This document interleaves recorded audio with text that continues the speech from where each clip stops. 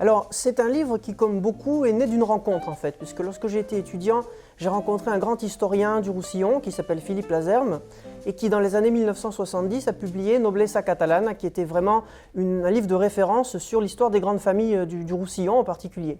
Et je l'ai rencontré, il m'a aidé beaucoup dans mes études, on est devenus amis.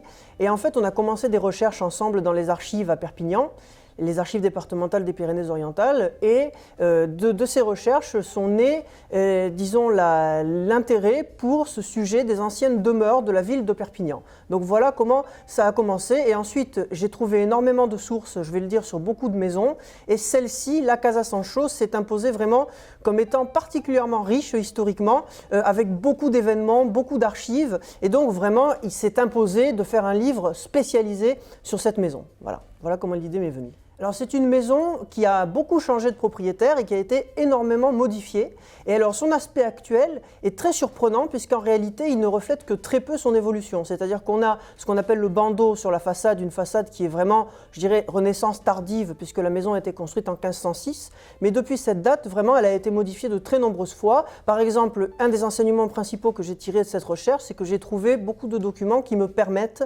de prouver qu'il y avait une cour intérieure avec une galerie. Vraiment, c'était le modèle de la plupart des hôtels particuliers de Perpignan à l'époque moderne, 16e siècle, qui a duré jusqu'au 18e siècle, une cour intérieure avec une galerie à colonnes et un escalier extérieur qui, dirait, ordonnait la distribution des pièces de la maison. Voilà, donc ça c'est l'enseignement principal. Cette galerie a existé, j'ai trouvé un plan révolutionnaire qui prouve qu'elle existait encore à la Révolution.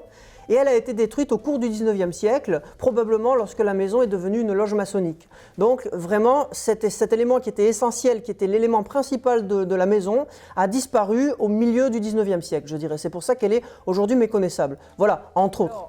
De cette recherche que je vous disais au début, sont nées de très très nombreuses notes.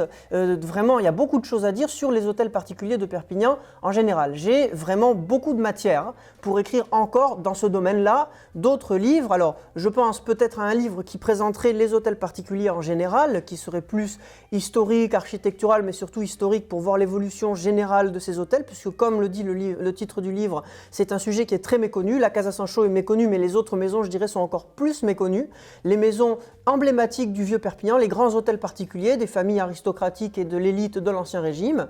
Il y a beaucoup à dire, très peu de choses sont sues, beaucoup d'erreurs d'ailleurs dans ce qui a été dit sur ce sujet jusqu'à maintenant. Donc il y a beaucoup à dire. Voilà. Donc quelque chose de général peut-être sur les maisons. Après d'autres maisons emblématiques, je pense à l'hôtel Pams où nous sommes actuellement. Hein, c'est le cas de le dire, c'est intéressant. Donc une maison qui mérite un livre. Voilà un petit peu quelques orientations, entre autres. Donc il y a de quoi faire et sans doute il y aura de nouveaux livres dans l'avenir sur ces sujets-là. Voilà, c'est certain. Sylvain Chevauché, nous vous remercions. C'est moi.